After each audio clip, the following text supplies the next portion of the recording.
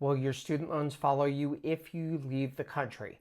Take a minute to share this video, even if you don't have student loans, because about 44 million people in the US do, and sharing the information helps it reach those who need it the most.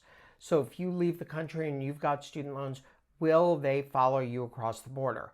Look, nobody's going to chase you around the world, but the debt doesn't disappear when you enter international waters. If you leave the country, the balance on your student loan continues to increase as interest accrues. If you do nothing, the loans will default and you're going to go into collections.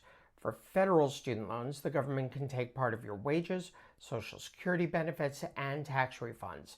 Plus, collection fees of 25% are added to the balance, and they can collect against you until you die. So as long as you're here, so will those federal student loans. For private student loans, those are a little bit different.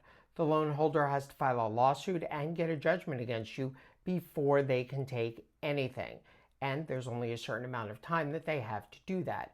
That is called the statute of limitations, and the length of it varies based upon the state that you live in. But in some places, your absence from a state acts as a pause on the statute of limitations.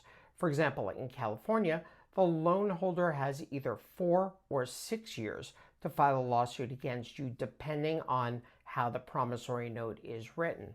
But time spent outside of the state doesn't count towards that. So let's say that you're 1 year past due on a private student loan and you leave California for a decade. When you return, the loan holder still has either 3 or 5 years to sue you. But the questions you should be asking aren't whether the loans follow you.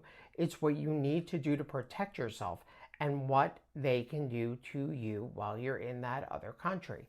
If you want answers to those questions, let me know in the comments. I'll turn this into a series. And if you've got questions about your federal student loans, your private student loans, or any debt whatsoever, as always, you know where to find me.